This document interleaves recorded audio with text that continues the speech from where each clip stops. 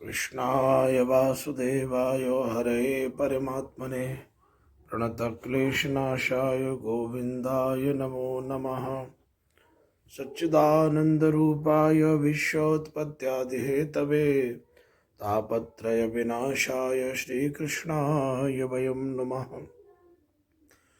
नौमीड्यते भ्रवपुषे तडिदम्बराय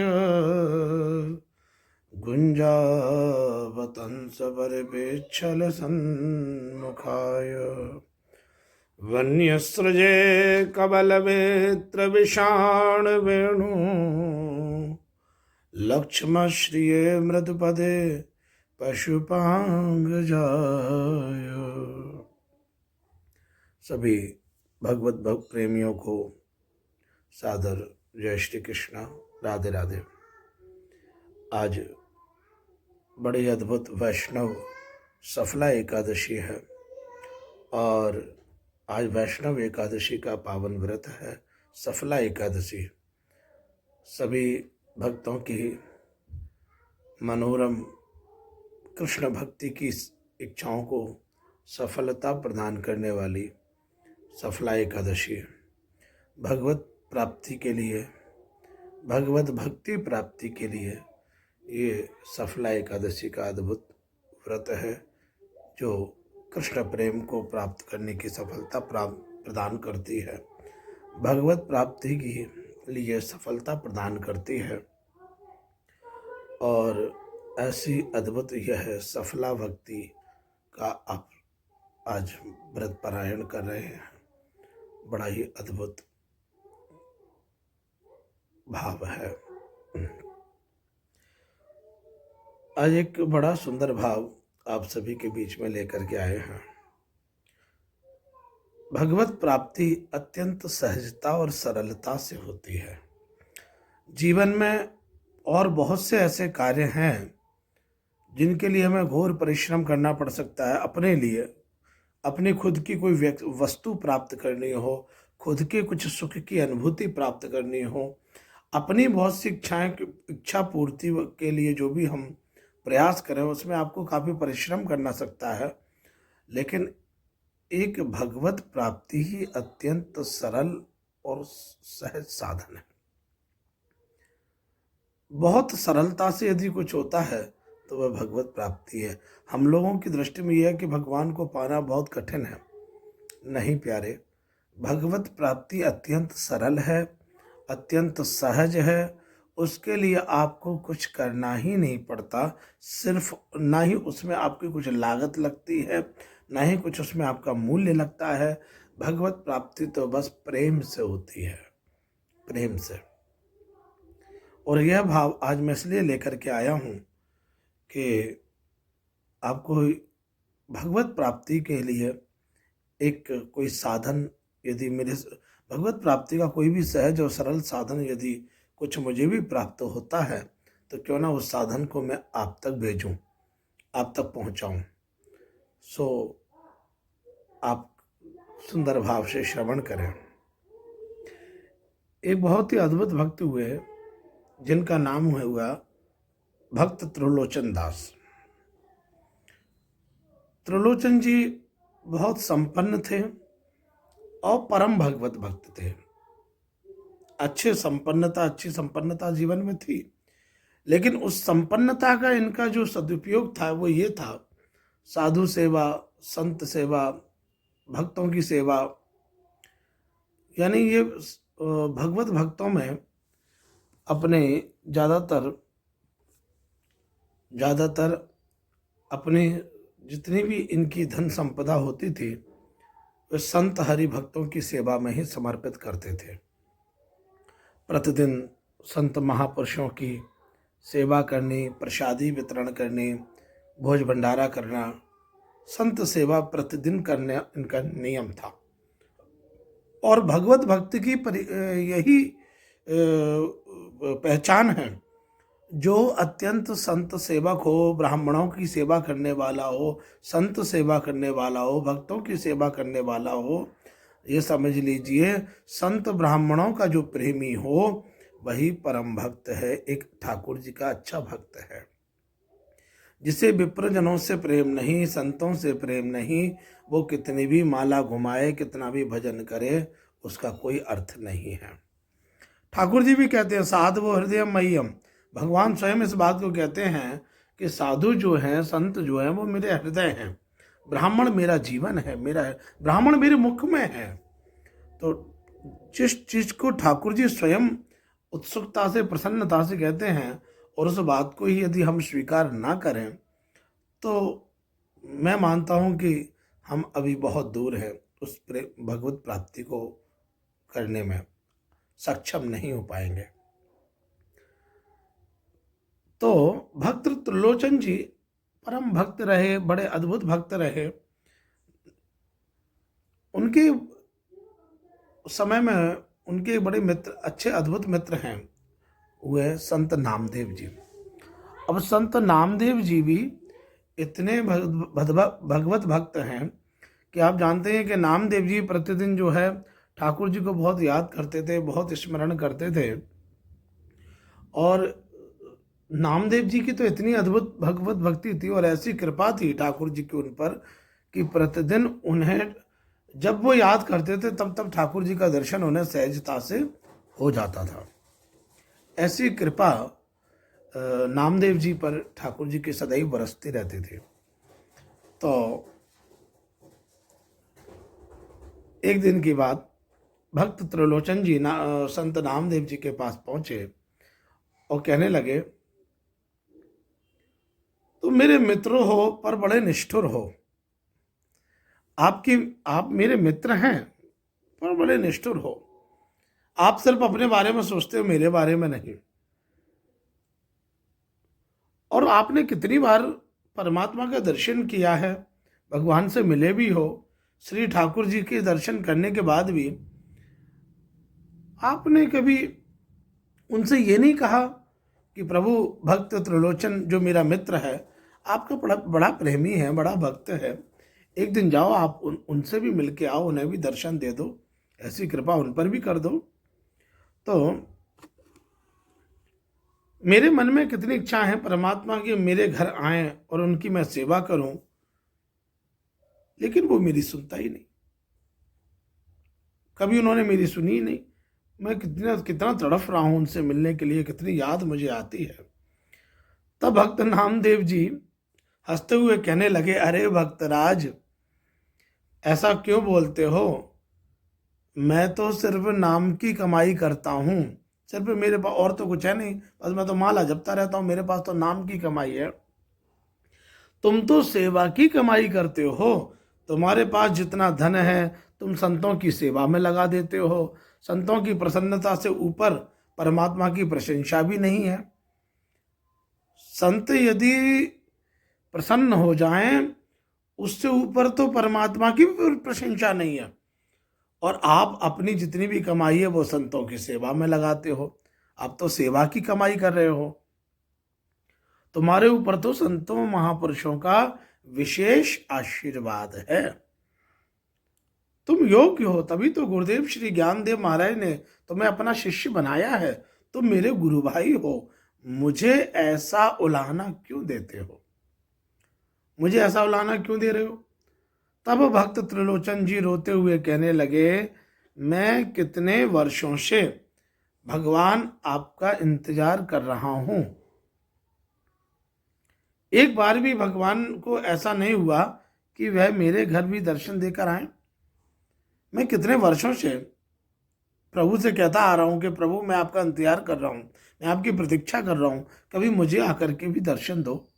मेरे मित्र नामदेव को दर्शन देते हो तो कभी मुझ पर भी कृपा करो। पर वो है कि सुनते ही नहीं। अब मैं क्या करूं? भक्त नामदेव जी कहने लगे, तुम विचार ना करो, अब जब भी मेरा परमात्मा से मिलना होगा तो मैं उन्हें जरूर कहूंगा, निश्चित रूप से कहूंगा कि आप भक्त त्रिलोचन जी से भी मिल के आओ। वो भी आपको बहुत याद करते हैं।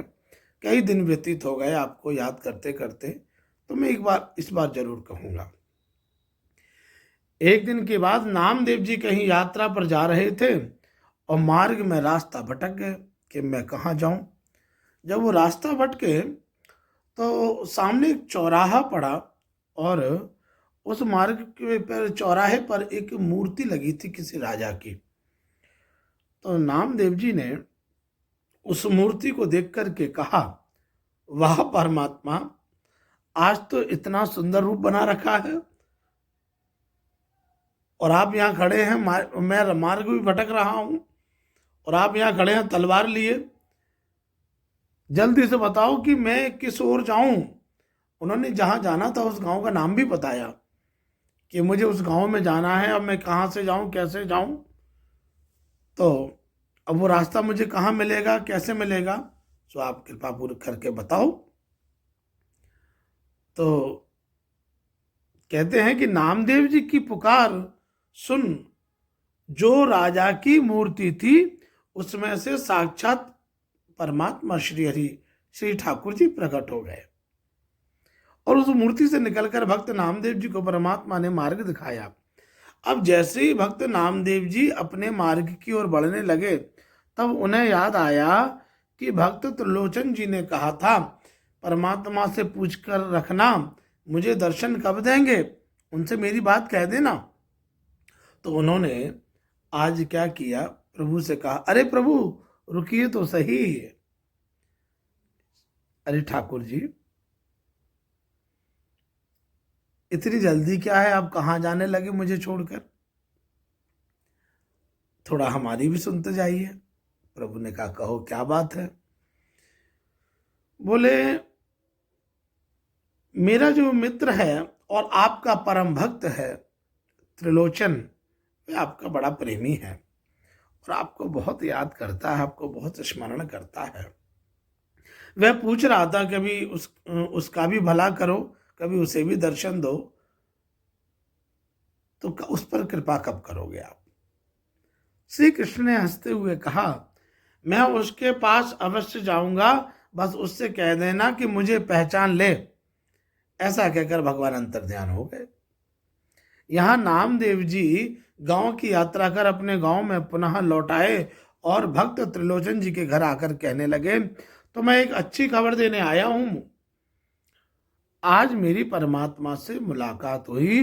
उन्होंने कहा वह जल्दी ही तुम्हारे घर आएंगे, पर पहचानना तुम्हें ही पड़ेगा, पहचान लेना उनको। भक्त नामदेव जी की बात सुनकर त्रिलोचन की नेत्रों से खुशी के आंसू प्रवाहित होने लगे। कहने लगे, परमात्मा मेरे पास चलकर आएंगे, इससे अच्छा मेरा सौभाग्य और क्या होगा। सद्भाग्य और क्या हो सकता है इससे बढ़कर के मेरे लिए। अपनी धर्म पत्नी को बुलाकर के कहने लगे, तुम्हें पता है परमात्मा हमारे पास आने वाले हैं, अब तुम जल्दी से तैयारी कर लो, उनकी अच्छे से सेवा करना। भगवान हमारे पास आएंगे तो उनकी सेवा में, उनकी सेवा पूजा में कहीं कोई किंचित कमी ना रह जाए, तो आप तैयारी कर लो।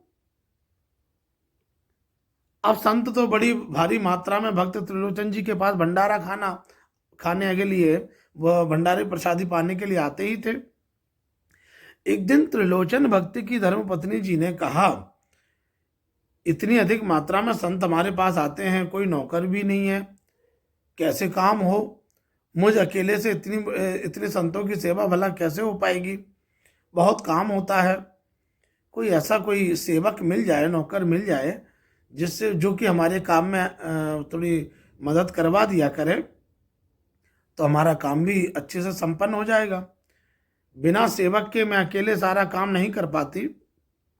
आप कुछ प्रयास करो, किसी नौकर को लेकर आओ जो घर में मेरी सहायता करे। आजकल नौकर मिलना कठिन हो गया है और उसमें भी ईमानदार नौकर मिलना तो और भी ज़्यादा कठिनाई वाली बात है। एक तो अच्छा सेवक मिले, सेवक मिलना मुश्किल है, और उसमें भी सच्चा ईमानदार हो, निष्ठावान हो, ऐसा सेवक भी मिलना आजकल कठिन है। तो त्रिलोचन जी कहने लगे, ठीक है, फिर भी मैं प्रयास करता हूँ, कोई मिल जाए तो उसे अवश्य लेकर के आऊँगा। भाई धन की तो कोई कमी है नहीं, अच्छे वाणिज्य व्यापारी थे, पैसे की तो कोई कमी थी नहीं। तो बोले ठीक है, मैं देख कर ले आऊँगा, कोई मिलेगा तो। एक दिन प्रातः काल को भक्त त्रिलोचन जी संतों के भंडारे के लिए सब्जियां लेने के लिए गए। तब उस सब्जी मंडी में एक नौजवान भागता हुआ भक्त त्रिलोचन जी के पास आकर के कहने लगा, अरे सेठ जी, मुझ पर दया करो। त्रिलोचन जी ने कहा, क्या बात है भैया, क्या करना है बताओ। तो भक्त कहने लगा वो बालक, उस नौजवान बालक ने कहा, महाराज, मेरे पास खाने को कुछ नहीं है, पहनने के लिए कपड़े भी नहीं है, पर मैं काम करने में बड़ा होशियार हूँ। मैं काम मुझसे कोई भी करा लूँ, हर कार्य करने में पूर्ण निपुण हूँ। आप मुझे अपने पास नौकर बना करके रख लीजिए।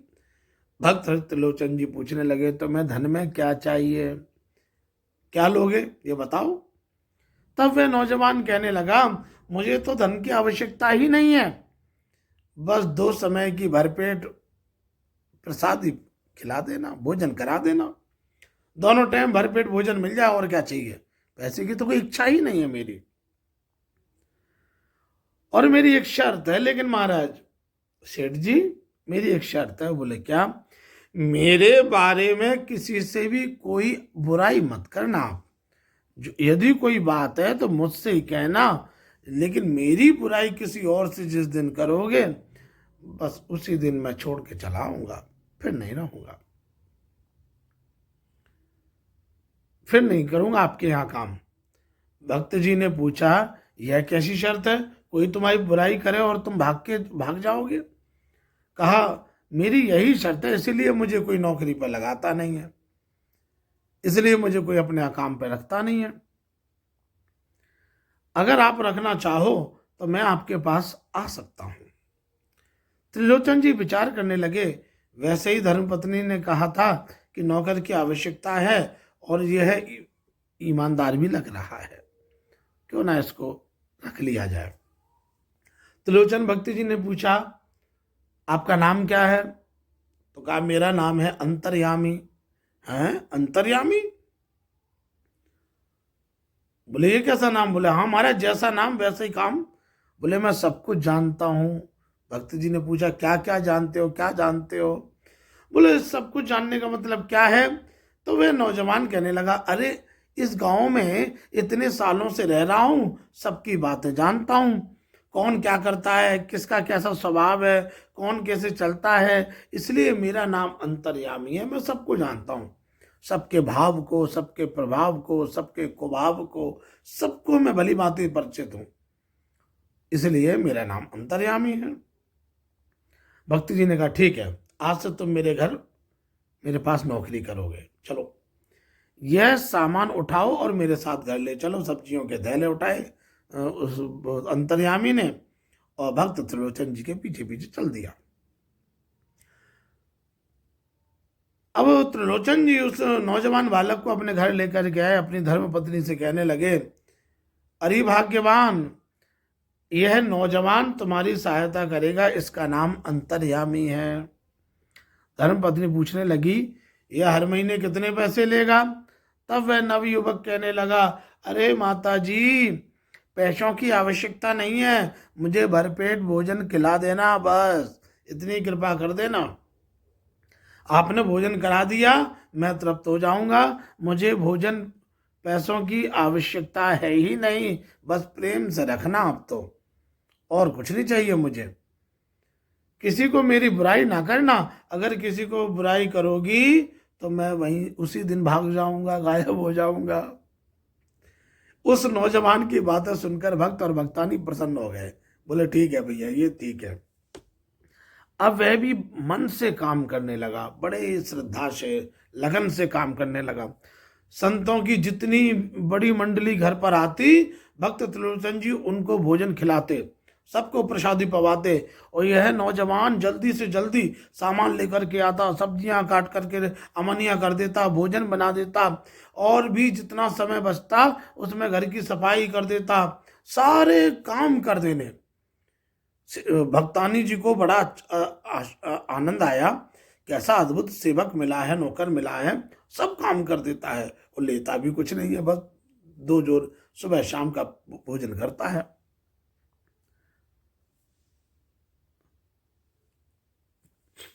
भक्त जी और भक्त की धर्मपत्नी दोनों इस नौजवान से बड़े प्रसन्न हो गए।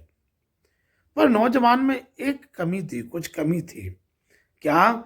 जब यह खाना खाने बैठता था तो भक्तानी जी खाना बनाते बनाते थक जाती थी, पर यह नौजवान खाते हुए नहीं थकता था, बहुत खाता था। अब किसी को कुछ बोल भी ना पाए, क्योंकि अगर किसी को कुछ बुराई कर दी तो नौकर भाग जाएगा। अब किसी को बोल भी ना पाए, और नौकर इतना बढ़िया था कि किसी काम में कोई दिक्कत आने ही नहीं देता था, काम भी सारे कर देता था।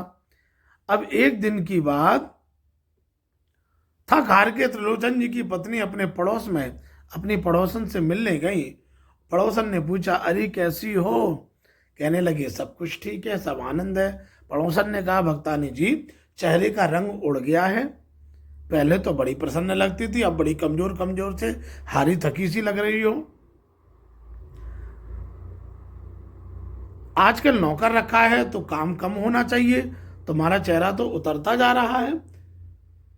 तो भक्तानी जी कहने लगी, क्या बताऊं, अभी कुछ कहने ही वाली थी कि क्या बताऊं, लेकिन याद आ गया। नहीं नहीं, कुछ मत बताओ। बोले, क्यों?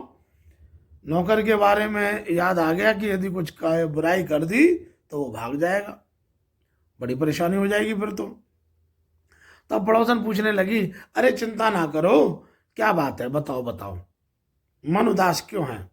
तब भक्तानी कहने लगी, सब कुछ ठीक है, परमात्मा की दया से किसी वस्तु की सामग्री की कोई कमी नहीं है।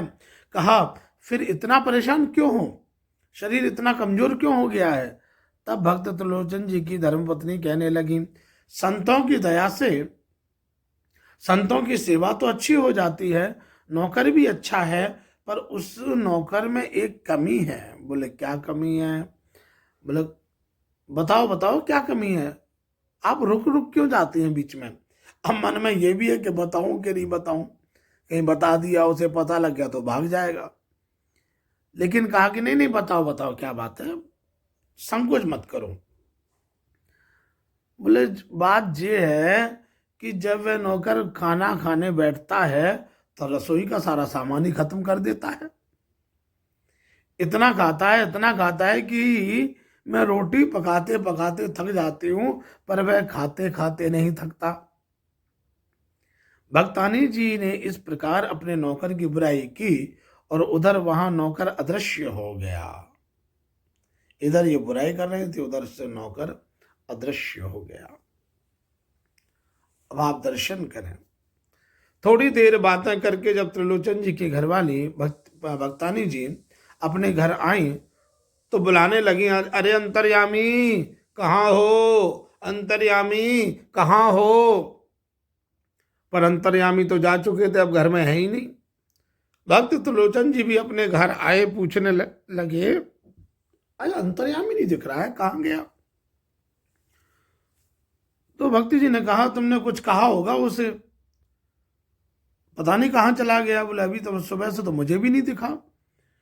यहाँ भक्त भक्तानी दोनों ही एक दूसरे से पूछने लगे, अंतर्यामी कहाँ गया, अंतर्यामी कहाँ गया?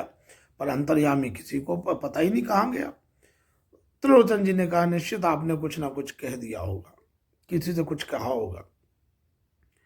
भक्तानी जी कहने लगी, मैंने कुछ भी नहीं कहा। बोले, कहा किसी से बुराई तो नहीं की तुमने? बोली, हाँ, आज मेरे से बुराई हो गई थी। बोले, क्या? मैं अपने पड़ोस में अपनी सहेली के पास गई थी, उसने पूछा, कमजोर क्यों लग रही हो? मैंने उससे कहा, जब ये नौकर भोजन खाना प्रारंभ करता है तो इतना खाता है, मैं पकाते पकाते थक जाती हूँ, पर ये खाते नहीं थकता। त्रिलोचन जी को का इतना सुनना था और भक्त त्रिलोचन जी के आंखों में आंसू आ गए। कहा, तुमने यही तो गलत कर दिया, उसने पहले ही कहा था अगर तुम उसकी बुराई करोगी तो वह चला जाएगा, और तुमने देखो बुराई की और वो चला गया, उससे पता लग गया। अब इस प्रकार भक्त जी और भक्तानी जी का झगड़ा चल ही रहा था। तभी नामदेव जी जो त्रिलोचन जी के मित्र हैं बाहर से चले आ रहे थे, और बाहर से गुजरे तो यहाँ नामदेव जी पूछने लगे, त्रिलोचन जी, उनके घर के बाहर से गुजर रहे थे, बाहर से आवाज दी, अरे भैया त्रिलोचन जी, ठीक हो, आनंद मंगल, सब कुशल मंगल हैं? अब तो तुम्हारे घर नौकर भी आ गया है, अब तो भक्तानी जी भी प्रसन्न हो गई होंगी।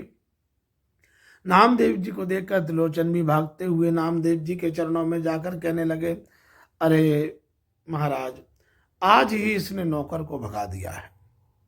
इतना प्यारा था, इतना दयालु था, सारे काम खुद ही कर देता था, हम लोगों को कुछ करने ही नहीं देता था, सब बाबूजी माताजी बाबूजी माताजी करके इतना कार्य करता था। लेकिन आज ये स्त्रियों वाली ये बातें हैं, लेकिन इन्होंने वो किया, ऐसी बात कर दी कि वो छोड़ के ही चला गया। नामदेव जी त्रिलोचन जी की बात सुनकर हंसने लगे, पूछने लगे, कहाँ गया? कहा, भाग गया आज तो। त्रिलोचन जी कहने लगे, आप मेरे मित्र हो, मैं आपको अपनी व्यथा बता रहा हूँ। मेरा नौकर भाग गया है और आप प्रसन्न हो रहे हो कि भाग गया, आज चला गया। आपको हंसकेनियाँ लगी हैं, आप हंस रहे हो। अरे आप मेरे मित्र हो, मैं आपको अपने मन की व्यथा बता रहा हूँ, मैं दुखी और आप खुशी, ये क्या बात है? आप परिहास ले रहे हो, मेरा मजाक कर रहे हो। नामदेव जी कहने लगे, त्रिलोचन जी, आप अपने नौकर को पहचान ही नहीं पाए। वह तुम्हारा नौकर नहीं, वह सारे जगत का मालिक था। पर मैंने तुमसे कहा था, पहचानना तो तुम्हें पड़ेगा, वो आएंगे जरूर। सारे जगत का मालिक परमात्मा श्री हरि, श्री ठाकुर जी आज आपके यहाँ नौकर बन कर के आपकी मदद कर रहे थे।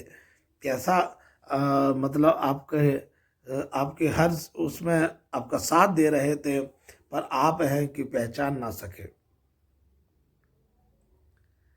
वह तुम्हारा नौकर नहीं, वह सारे जगत का मालिक था। वह परमात्मा तुम्हारे पास संतों की सेवा करने के लिए आए थे, तभी तो उन्होंने अपना नाम अंतर्यामी बताया था। वह तुम्हारे घर रहते थे, तुम्हारी धर्मपत्नी ने उसकी बुराई दूसरे घर में की, तब भी उसने सुन ली। इतनी दूर बताओ, कोई किसी की बात सुन सकता है क्या? जब भक्त नामदेव जी ने इस प्रकार कहा कि परमात्मा तुम्हारे घर नौकर बनकर के आया था, तो भक्त और भक्तानी जी के नेत्रों से आंसू आना बंद नहीं हो रहे थे। कहने लगे, हमसे बड़ा अपराध हो गया, हमें परमात्मा की सेवा करनी चाहिए थी, पर हमने कितना बड़ा अपराध किया, परमात्मा की सेवा ना करके उनसे सेवा कराई, अपना काम उनसे कराया, परमात्मा को संभाल नहीं सके। हे भगवान, अरे राम राम, ये हमसे क्या हो गया? परमात्मा जो सबको भोजन खिलाते हैं, हम उससे भोजन खिलाते थे।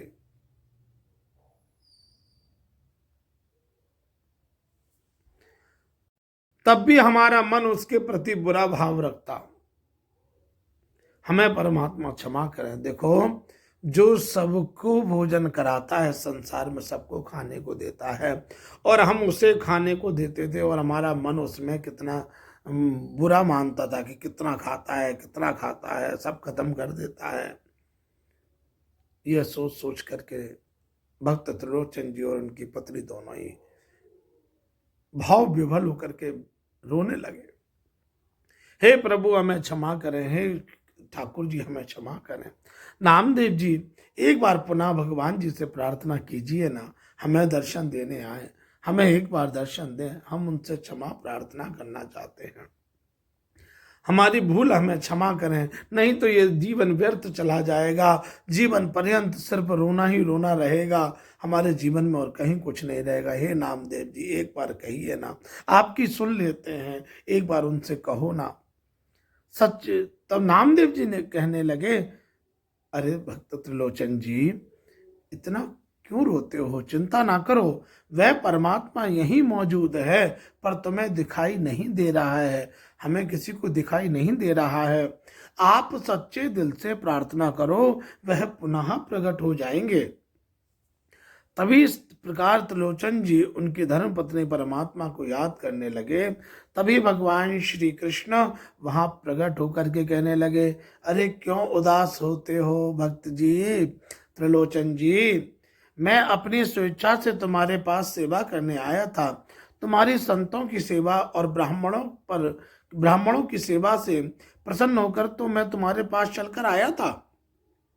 प्रतिदिन जो तुम साधु संत ब्राह्मणों की सेवा करते थे, उसी सेवा से प्रसन्न होकर के मैं तुम्हारे पास आया था चल करके। त्रिलोचन जी कहने लगे, अब हमसे दूर ना जाइए, हमारे पास रहिए। भगवान ने कहा, तुम किसी प्रकार का विचार ना करो। जब तक यह शरीर है, तुम ब्राह्मणों की, संतों की सेवा करते रहोगे, भक्तों की सेवा करते रहोगे। जब यह शरीर शांत हो जाएगा, तब तुम मेरे लोक में आकर मेरी सेवा करोगे। जब तक तुम्हारे पास ये शरीर है, तब तक तो तुम साधु संत ब्राह्मणों की सेवा करते रहो, और जब ये शरीर शांत हो जाएगा, तब तुम मेरे धाम आकर के मेरी सेवा करोगे।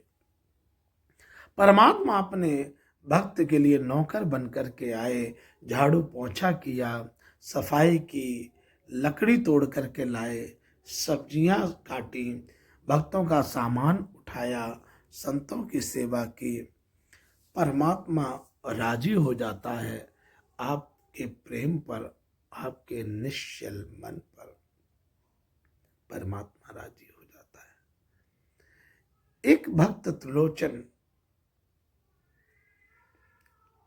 कितनी सहजता से परमात्मा की प्राप्ति कर ली है।